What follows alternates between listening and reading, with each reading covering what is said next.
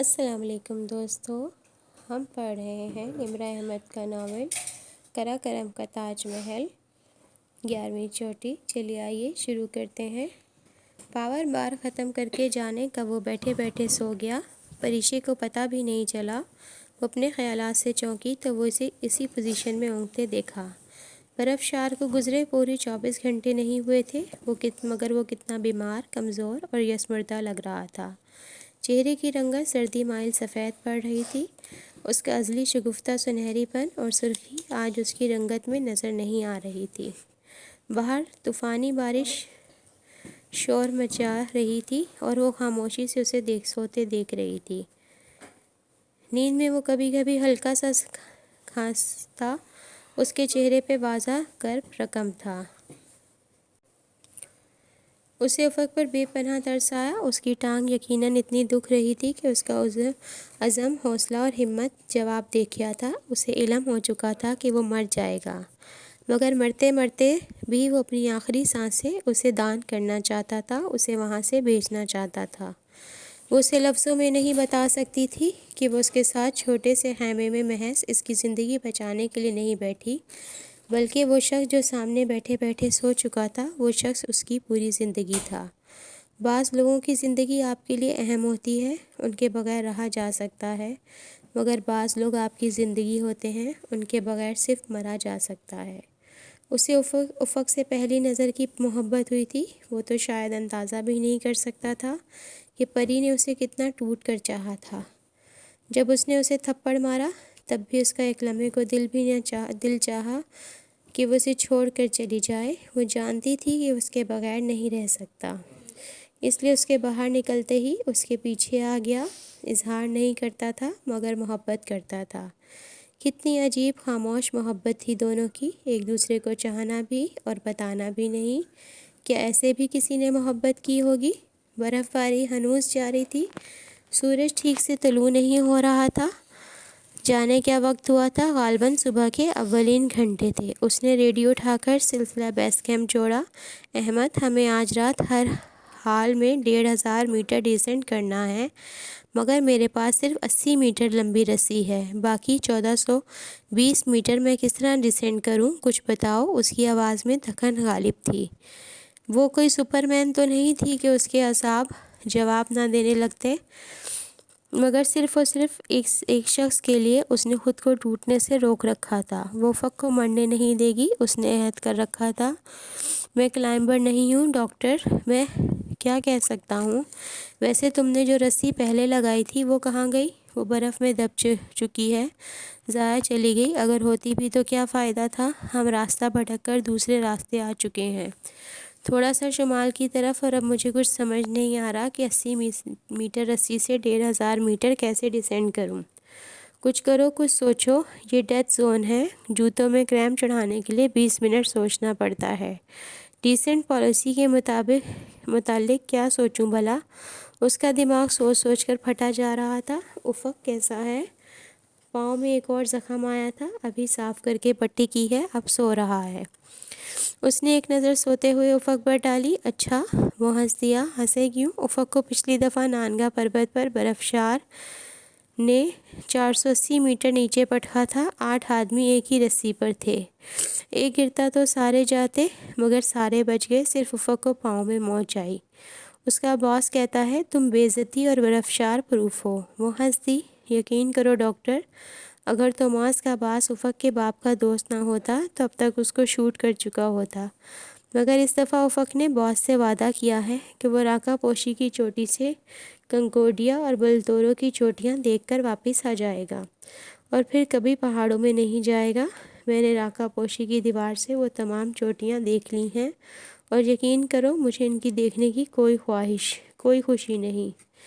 وہ زندگی سے زیادہ حسین نہیں ہے، اور اب مجھے زندگی کو دوبارہ چھونا ہے۔ دعا کرنا ہم زندہ واپس آ جائیں۔ اور ہاں سنو، وہ کرنل فاروق کدھر ہے؟ یہیں بیس کیمپ میں ہے، آج سارا دن یہیں رہے، دوربینوں سے تمہیں کھوجنے کی کوشش کرتے رہے۔ انہیں کہنا ہم رات تک ڈیسینڈ کرنے کی کوشش کریں گے۔ اور پاپا کی ای میل تو نہیں آئی تھی؟ کہہ رہے تھے ارسا کی وفات کی خبر اخبار میں پڑھی، تمہارے لیے سخت پریشان ہیں۔ میں نے کچھ جھوٹ سچ ملا کر تمہاری طرف سے مکمل خیریت کی اطلاع دی ہے۔ بہت اچھا کیا۔ اور فرید کیمپ پہنچ گیا؟ اسے یہ بات پوچھنا آج یاد آیا تھا۔ وہ تو ادھر نہیں آیا۔ پریشے کے قدموں تلے زمین نکل گئی۔ تو پھر وہ کہاں گیا؟ وہ پریشان ہو گئی۔ وہ نیچے اترا تھا۔ نیچے تو 2 دن پہلے ہی آ گیا تھا، پھر کریم آباد واپس چلا گیا۔ میں سمجھا تم اس کے دوبارہ آنے کے متعلق پوچھ رہی ہو۔ احمد، تم نے تو میری جان نکال دی تھی۔ اس کا دل احمد کا سر پھوڑنے کو چاہا۔ پھر کتنے ہی پل گزر گئے، طوفان رکا نہ آہستہ ہوا۔ آسمان ویسا ہی سفید اور دھندلا سا تھا۔ برف باری مسلسل ہو رہی تھی۔ اگر زیادہ رسی ہوتی تو دونوں طوفان میں بھی نیچے اتر سکتے تھے، مگر افق ٹانگ کے بعد سب سے بڑا مسئلہ رسی کا تھا۔ افق کسی طرح سویا ہوا تھا۔ اس کی جیب سے کچھ سرخ سا جھانک رہا تھا۔ پریشے نے ہاتھ بڑھا کر سرخ کپڑے کو کھینچا۔ وہ افق کا ترکی کے جھنڈے والا مفلر تھا۔ وہ یوں ہی مفلر کو دیکھ کر صفحات اور کلام کے مرغزاروں میں گزرے پل یاد کرتے ہوئے اسے ہاتھوں سے لپیٹنے لگی۔ کتنی دیر وہ مفلر سے کھیلتی رہی۔ یہ وہی سرخ جھنڈا نما مفلر تھا جو افق کو راکا پوشی پر لہرانا تھا۔ پریشے چوٹی رکھنے کو اپنی ماں کی تصویر لائی تھی۔ پاکستان کا جھنڈا وہ کیمپ 2 میں ہی بھول آئی تھی۔ مفلر لمبا سا تھا۔ اس کے دونوں سرے دائیں ہاتھ میں پکڑ لیے، یوں کہ وہ دھورا ہو کر آدھا ہو گیا۔ اب اس نے ہاتھ میں سے وہ جگہ پکڑی جہاں سے وہ آدھا ہوا تھا۔ اس نے دونوں ہاتھ کس کر کھینچے، مفلر لمبی سیدھی لکیر بن گیا۔ پھر اس نے دائیں ہاتھ میں پکڑ کر ایک سرا چھوڑ دیا اور اسی ہاتھ میں موجود دوسرا سرا کھینچا۔ پورا مفلر اس کے ہاتھ میں آ گیا۔ اب وہ سنگل ہو کر دوبارہ لمبا ہو گیا، جبکہ بایاں ہاتھ وہیں ہوا میں خالی رہ گیا۔ او خدایا! اس نے چونک کر سر اٹھایا۔ میں کتنی اسٹوپڈ ہوں، مجھے پہلے کیوں نہیں خیال آیا؟ افق، اٹھو! وہ مفلر چھوڑ کر اسے جھنجھوڑ کر اٹھانے لگی۔ وہ ہڑبڑا کر اٹھ بیٹھا۔ چلو جلدی کرو، ہمیں یہاں سے نکلنا ہے۔ مجھے سمجھ آ گئی، ہمیں کیسے نیچے اترنا ہے۔ کیسے؟ وہ پریشان سا اسے دیکھنے لگا۔ آنکھیں نیند کے باعث ابھی بوجھل تھیں۔ ہم ریپیلنگ کر کے اتر سکتے ہیں، رسی کو ڈبل کر کے۔ میرے پاس 80 میٹر لمبا رسہ ہے، اسے ڈبل کر کے اتر سکتے ہیں۔ اٹھو، جلدی کرو۔ تمام سامان بند کر کے وہ اپنی ہارنس سے افق کی ہارنس کو باندھنے لگی۔ بیگ ہلکا ہے تمہارا؟ افق نے یوں ہی پوچھ لیا۔ پریشے نے استہزائیہ انداز میں سر جھٹکا۔ کوہ پیما سب کچھ چھوڑتے اور پھینکتے جاتے ہیں صرف چوٹی پر جانے کے لیے۔ وہ چوٹی پر پہنچ بھی جاتے ہیں، مگر جب وہاں سے اپنے قدموں پر پلٹتے ہیں تو ان کے پاس واپس نیچے جانے کے لیے کچھ نہیں ہوتا۔ اس نے کیریئرز کی مدد سے رسی کو اس کی ہارنس سے ہک کرنے کا عمل مکمل کیا اور اپنے رکسیک کو اٹھائے، افق کو سہارا دیے، ایک کندھے پر رسی کو کوائل کی طرح ڈالے باہر نکل آئی۔ اسے برف سے طوفان میں کام کرنا تھا، ساتھ ساتھ اپنے سے وزنی مرد کا وزن بھی اپنی کمر پر اٹھانا تھا۔ وہ کوئی نازک چھوٹی موٹی لڑکی نہیں تھی، وہ اسپورٹس وومن تھی، ایک اچھی کوہ پیما۔ جم میں وہ ڈمبلز تک اٹھا لیتی تھی، کالونی میں جوگر پہن کر بھاگتی پھرتی تھی، کوہ پیما تھی اور یہ سب کر سکتی تھی۔ اس کے باوجود کہ اس نے ایک دن سے کچھ کھایا نہیں تھا، مگر اسے افق کو بچانا تھا، اس کو ہر حال میں وہاں سے نکالنا تھا۔ وہیں خیمے کے قریب اس نے پتھر میں بال برابر کریک تلاش کیا۔ اس میں تقریباً 1 انچ تک پیٹون کا بلیڈ گاڑا، اس کو ٹیپ سلنگ سے باندھا، پھر رسی سے کلپ کیا اور کھینچا۔ کھنچاؤ صحیح تھا۔ اب اس نے رسی پیٹون سے باندھی، ایسے کہ دونوں سرے ہاتھ میں پکڑ لیے اور افق کو لیے نیچے اترنے لگی۔ رسی اب ڈبل ہو کر 40 میٹر رہ گئی تھی۔ وہ دونوں تقریباً 40 میٹر نیچے اترے۔ پھر پریشے نے رسی کا ایک سرا چھوڑ کر دوسرا سرا زور سے کھینچا۔ پوری رسی اس کے ہاتھ میں آ گئی، جبکہ پیٹون اوپر برف میں لگا رہ گیا۔ جہاں وہ اتری تھی وہاں اس نے بیگ سے دوسرا پیٹون نکال کر نصب کرنا شروع کیا۔ برفانی ہوائیں اوپر سے نیچے چل رہی تھیں۔ صورتحال سخت خراب تھی۔ افق مسلسل کرہا رہا تھا۔ وہ چل سکتا تھا، نہ مزید برداشت کر سکتا تھا۔ مسلسل گرتی برف سے پریشے سے بھی پیٹون گاڑے نہیں جا رہے تھے۔ شروع کے چند گھنٹے افق خود چل کر اترا، مگر پھر بھی بہرحال وہ انسان تھا۔ اس کی ہمت جواب دے گئی تھی۔ اب اسے پریشے سارا سہارا دیے اتار رہی تھی۔ پلیز افق، ہمت کرو، تمہیں زندہ رہنا ہے، تمہیں پریشے کے لیے زندہ رہنا ہے۔ وہ پیٹون گارتی اس کو ہمت دلا رہی تھی۔ پری مت کرو، مجھ میں ہمت نہیں ہے، میں تمہارے سر پہ یہ پیٹون مار دوں گی اگر تم نے ٹر ٹر کی، چپ کر کے اترتے رہو۔ وہ جھنجھلائی۔ اترائی کے دوران ہونے والے تمام حادثوں کی تاریخ اس کے ذہن میں گردش کر رہی تھی۔ کوہ پیمائی عموماً زیادہ تر حادثے خصوصاً K2 پر اترائی کے دوران ہوتے ہیں۔ وہ تو پھر ایک زخمی کے ساتھ تھی جس میں چلنے کی سکت بھی نہیں تھی۔ برف گرتی رہی، ہواؤں کی رفتار گھٹتی بڑھتی رہی۔ وہ نیچے دیکھے بغیر اترتے رہے۔ راکا پوشی کی چوٹی کو بادل چومتے ہوئے ہوا میں تیرتے چلے جا رہے تھے۔ کوئی ان کی راہ میں بھی حائل ہو جاتا، اگر چھٹ جاتا تو ہر پل بڑھتی دھند ان کی جان کی دشمن بن جاتی۔ وہ دوپہر کا وقت تھا مگر گہری شام سی لگتی تھی۔ دھند کے باعث بار بار اس کا گلاسز دھندلی ہو جاتی، اسے بار بار رک کر انہیں صاف کرنا پڑتا۔ افق گلاسز کے بغیر اتر رہا تھا۔ اس کی آنکھیں نیم مردوں کی طرح کھلی تھیں۔ وہ شدید تکلیف میں تھا، اس کی ٹانگ ٹوٹی ہوئی تھی اور شدید برف سردی کے باعث اس کا زخم خراب ہو رہا تھا، مگر جانے کیسے وہ برداشت کر رہا تھا۔ واقعی بہادر انسان تھا۔ بس ہمت کرو افق، ابھی ہمارے پہنچتے ہی کرنل فاروق اپنا ہیلی کاپٹر لے کر آ جائیں گے، بس چند گھنٹوں کی بات ہے۔ وہ بمشکل سانس لیتے افق کی ہمت بڑھا رہی تھی۔ ایک جگہ وہ گلیشیئر گلاسز صاف کرنے رکی تو افق ذرا زور سے کھانسا۔ اس کے ذہن میں خطرے کا الارم بجا، ایڈیما۔ مگر صد شکر کہ وہ ایڈیما نہیں، تھوڑا سا تنفس پرابلم تھا۔ ایڈیما ہوتا تو بھی ہمالیہ کی بلندیوں پر پانی کے بعد دوسرا آب حیات اس کے پاس میڈیکل کٹ میں تھا۔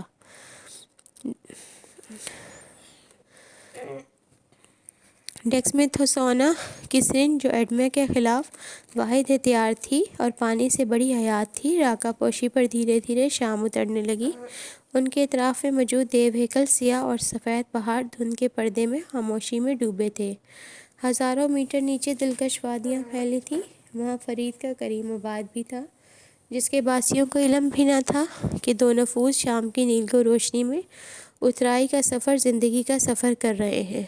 آئے دن کوہ پیماؤں کے مرنے کی خبریں مل ہی جایا کرتی تھیں۔ کریم آباد کے باسیوں کے لیے یہ معمول کی بات تھی۔ پھر اندھیرا پھیلنے لگا۔ انہیں اس سفر میں جتنی دیر ہو چکی تھی، اس میں کوئی آدمی لاہور سے پنڈی جا کر واپس لاہور بھی آ سکتا تھا، اور ان سے ابھی 1 کلومیٹر طے نہیں ہوا تھا۔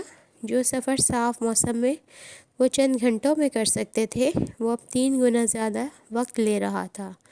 وہ بار بار میٹر چیک کرتی، مگر سوئی ابھی 6000 کے ہندسے سے اوپر تھی۔ دفتن طوفان نے زور پکڑنا شروع کیا۔ وہ پھر سے جاگ اٹھا۔ برف باری میں شدت آ گئی اور بالآخر افق کی ہمت جواب دے گئی۔ وہ اترتے اترتے وہیں برف پر نڈھال سا ہو کر گر گیا۔ نہیں اور نہیں، تم جاؤ، میں نہیں۔ طویل سانس لیتا وہ بے ربط جملہ کہتا برف پر پڑا تھا۔ پریشے نے پریشانی سے میٹر دیکھا۔ 6320 میٹر۔ بس 250 میٹر اور افق۔ نو نیور، تم جاؤ، مجھے ادھر ہی مرنے دو، میں اور نہیں جا سکتا۔ وہ اکھڑتی سانسوں کے درمیان نفی میں سر ہلاتے انکار کر رہا تھا۔ وہ جگہ بالکل عمودی تھی، جیسے کسی تکون کی ایک سائیڈ ہوتی ہے یا کسی چھت کی منڈیر۔ چند قدم آگے بڑھتے تو نیچے گر جاتے۔ وہاں تو خیمہ بھی نصب نہیں کیا جا سکتا تھا۔ طوفان ہر گزرتے پل وحشی ہو رہا تھا۔ برفیلی ہوا ہڈیوں میں گھس کر خون منجمد کر رہی تھی، مگر افق ادھر سے 1 انچ نیچے نہیں اترنا چاہتا تھا۔ پریشے نے کھینچ کر رسی کو اپنے ہاتھ میں کر لیا اور فولڈ کر کے کندھے پر ڈال لیا۔ اب اسے خیمہ گاڑنے کو جگہ ڈھونڈنی تھی۔ کون کہہ سکتا تھا کہ یہ وہی پریشے تھی جو گھوڑے سے ڈرتی تھی؟ اس نے افق کو برف میں دونوں طرف سے رسی گزار کر باندھا اور ایک اور ڈھیلا سا پلاسٹک برف کی دیوار میں نصب کر دیا تاکہ وہ نہ گرے۔ اس کی سیفٹی روپ کا کھنچاؤ چیک کر کے وہ خیمے کی جگہ ڈھونڈنے کی خاطر تاریکی اور طوفان میں گھٹنوں کے بل برف پر رینگتی ادھر ادھر آئس ایکس مارتے ہوئے کوئی پلیٹ فارم تلاش کرنے لگی۔ کم بصارت، گہری سفید تاریکی اور ہڈیوں کو کھاتی سردی اس کو چند ہی منٹ بعد واپس افق کے پاس لے آئی۔ وہ اس خطرناک سلوپ پر زیادہ دور نہیں جا سکتی تھی۔ اگر اسکاٹ فشر نے کہا تھا کہ ہمالیہ میں اندھیرا آپ کا دوست نہیں ہوتا تو بالکل درست کہا تھا۔ وہ ویسے ہی دیوار کے ساتھ بندھا بیٹھا تھا جیسے وہ چھوڑ کر گئی تھی، آنکھیں بند تھیں، گردن کندھے پر ڈھلکی تھی، چہرے پر بڑی شیف میں برف کے ذرات پھنسے تھے۔ وہ تھک کر اس کے بالکل ساتھ گھٹنوں کے بل دوزانوں بیٹھ گئی۔ طوفان کا ناقابل برداشت شور اس کے کانوں کے پردے پھاڑ رہا تھا۔ یہ 6,500 میٹر ہے، آئی تھنک ہیلی کاپٹر ادھر آ سکتا ہے۔ رک رک کر ہانپتے ہوئے وہ بولی۔ افق نے جواب میں کچھ نہ کہا۔ افق، اس نے پھر پکارا۔ بہت پست آواز میں اس نے جواباً ہنکارا بھرا۔ پریشے کو سکون ہوا۔ درد ہو رہا ہے؟ نہیں، اس کی آواز سے ہی درد بہنا تھا۔ بس تم فکر مت کرو، وہ آتے ہی ہوں گے۔ افق کے دائیں بائیں جانب بیٹھی، اس کا بایاں بازو مضبوطی سے پکڑے ہوئے تھی۔ وہ سہارا دے رہی تھی یا سہارا لے رہی تھی، وہ اندازہ نہ کر پائی۔ آسمان تک سفید دھند پھیلی تھی، جانے ہیلی کاپٹر کب آئے گا۔ اس نے کمر پر بندھے رکسیک میں سے ریڈیو نکالا۔ Command base camp. ہاتھ اتنے منجمد تھے کہ بٹن نہیں دبایا جا رہا تھا۔ I am here. احمد کی آواز غنودگی سے بھری تھی۔ احمد، ہم کوئی 6,500 میٹر پر ہیں۔ یوں کرو، میری کرنل فاروق سے بات کرواؤ، میں انہیں لوکیشن دیتی ہوں۔ کرنل فاروق وغیرہ تو چلے گئے۔ پریشے کو لگا اس نے غلط سنا ہے۔ کہاں چلے گئے؟ واپس کر دوں۔ ولتورو کا پورا گلیشیئر اس کے سر پر پھٹا تھا۔ وہ گنگ سی ریڈیو کو دیکھنے لگی۔ وہ کیسے چلے گئے؟ انہوں نے تو ہمیں ریسکیو کرنا تھا۔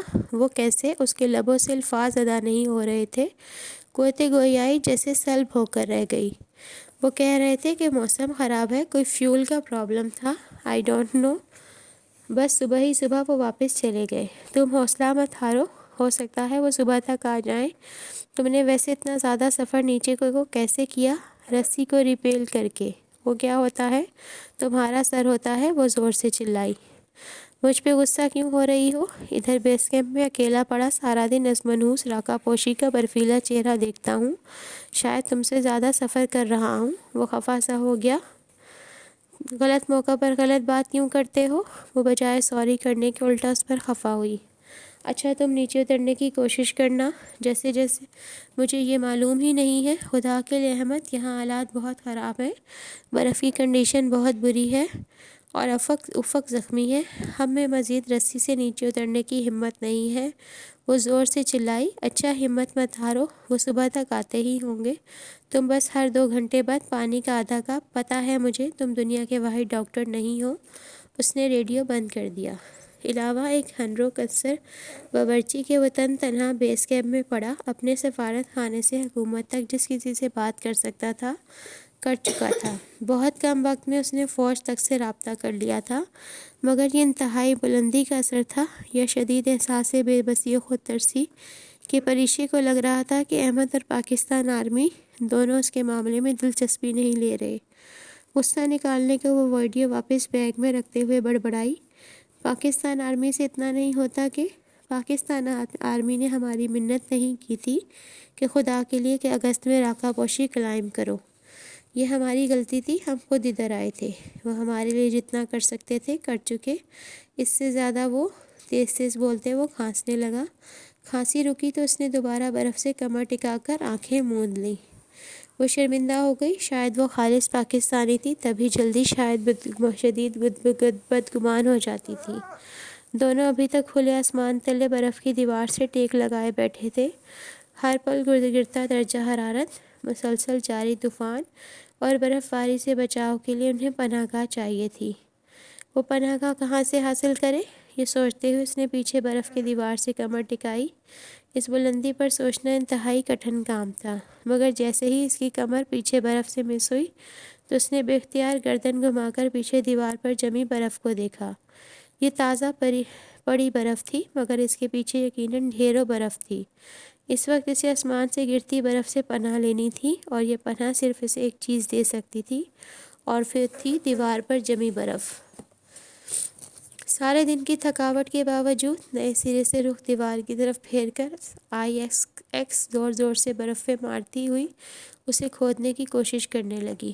کچھ برف ٹوٹتی، کچھ سفید ذرات اڑ کر اس کے چہرے اور بالوں میں آ پھنستے۔ وہ پوری قوت صرف کرتے ہوئے دیوار میں سرنگ بنانے لگی۔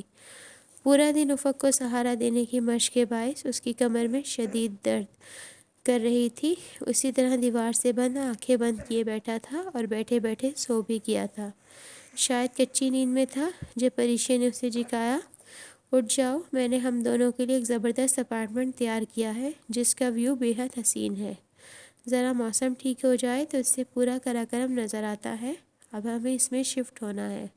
دیکھو اور داد دو کہ میں کتنی اچھی آرکیٹیکٹ ہوں۔ یہ پہلی خوشگوار بات تھی جو اس نے انتہائی ناخوشگوار ماحول میں کہی اور افق کی رسیاں کھولنے لگی۔ یوں لگتا ہے جیسے میں نے تمہیں اغوا کر کے ادھر باندھ رکھا ہو۔ وہ اپنی بات پر خود ہی ہنس دی۔ وہ نیم آلودگی کے عالم میں حیرت سے اسے دیکھنے لگا۔ شاید اسے لگا کہ پریشے کا دماغ چل گیا ہے۔ کہاں وہ اتنی پریشان تھی اور اب اس کی حس مزہ ایک دم جاگ اٹھی تھی۔ وہ افق کو یہ نہیں بتا سکتی تھی کہ اسے کسی نہ کسی طرح خود کو اور اسے اس ظالم پہاڑ کے اوپر چڑھی برف کے چادر میں کھود کر بنائے گئے اس چھوٹے سے سوراخ میں زندہ رکھنا تھا، ہنس کر نہیں تو رو کر نہیں تو ہنس کر۔ برف کی عمودی دیوار میں اس نے سرنگ بنائی تھی، ویسے جیسے سی ٹی اسکین کے لیے مریض کو سرنگ میں سے گزارا جاتا ہے۔ وہ اتنی تھی کہ دو آدمی اس میں کمر ٹکا کر ٹانگیں سامنے پھیلائے بیٹھ سکتے تھے۔ برف سے صرف انسان کو برف بچاتی ہے، جیسے ہیرا ہیرے کو کاٹتا ہے۔ چونکہ برف کی تاثیر گرم ہوتی ہے، اس لیے برفانی غار کسی بھی گورٹیکس کے خیمے سے زیادہ گرمائش فراہم کرتا ہے۔ اگر ان کے پاس 2 سلیپنگ بیگز ہوتے تو اسے غار کھودنے کی ضرورت نہ رہتی۔ دونوں کھلے آسمان تلے طوفان کے باوجود صرف سلیپنگ بیگ میں بھی گزارا کر سکتے تھے، مگر چونکہ ایک سلیپنگ بیگ میں برفشار ان سے چھن چکا تھا، وہ کافی دیر کی محنت سے تیار کیے غار میں اسے کھینچ لائے، خود دوزانوں ہو کر بیٹھ گئے اور اسے لٹا دیا۔ افق کے جوگرز غار کے دہانے سے کافی باہر نکل رہے تھے۔ یوں لگتا تھا جیسے وہ کسی اونچے ریفریجریٹر کے اوپر بنے ڈیپ فریزر میں رکھی ہے جس کا ڈھکن سامنے سے کھول دیا گیا ہے۔ وہ برفانی غار ایسا ہی تھا۔ اسے یوں محسوس ہو رہا تھا جیسے وہ پرانے وقتوں میں واپس چلی گئی ہو، جب انسان غاروں میں پناہ لیا کرتا تھا، جب زخمیوں کے لیے مرہم نہیں ہوا کرتے تھے، جب تہذیب کا کوئی وجود نہیں تھا۔ سوچتے سوچتے اسے جلدی نیند نے آ گہرا۔ خواب میں اس نے خود کو زمانے قدیم میں پایا۔ وہ ایک لکڑہارے کی بیٹی تھی اور ایک زخمی سپاہی کو لیے غار میں چھپی بیٹھی تھی۔ دشمن کی فوج ان دونوں کے تعاقب میں آ رہی تھی۔ دوڑتے گھوڑوں کی ٹاپوں کی بلند آواز اس کی سماعتوں میں ہتھوڑے برسا رہی تھی۔ اس کی آنکھ کھل گئی۔ قدیم وقتوں کا سارا رومانس غائب ہو گیا۔ جسے وہ گھوڑوں کی آواز سمجھ رہی تھی وہ طوفان کا شور تھا۔ وہ کثر مندی سے قدریں سیدھی ہوئی۔ برفانی غار اب رات کی نسبت زیادہ گرم تھا۔ وہ بیٹھتے بیٹھتے ہی سو گئی تھی۔ افق بھی ساتھ ہی لیٹا تھا۔ فرق صرف یہ تھا کہ اپنا سر کسی چھوٹے سے بیمار بچے کی طرح پریشے کے گھٹنے پر رکھا ہوا تھا اور گہری نیند میں پرسکون نیند سوتا وہ واقعی معصوم بچہ لگ رہا تھا۔ باہر طوفان کے شور میں اس کے کان کسی اور آواز کو سننے کے متمنی تھے۔ ہیلی کاپٹر کے پروں کی بھاری گڑگڑاہٹ، آرمی ایویشن کے سبز ہیلی کاپٹر کی جھلک اس کو سرنو زندہ کرنے کے لیے کافی تھی۔ وہ آتے ہی ہوں گے، کھوجتی نگاہوں سے دور دور تک دھند میں دیکھتے ہوئے وہ خود کو تسلی دے رہی تھی، مگر زمین سے انہیں بچانے کوئی نہیں آیا۔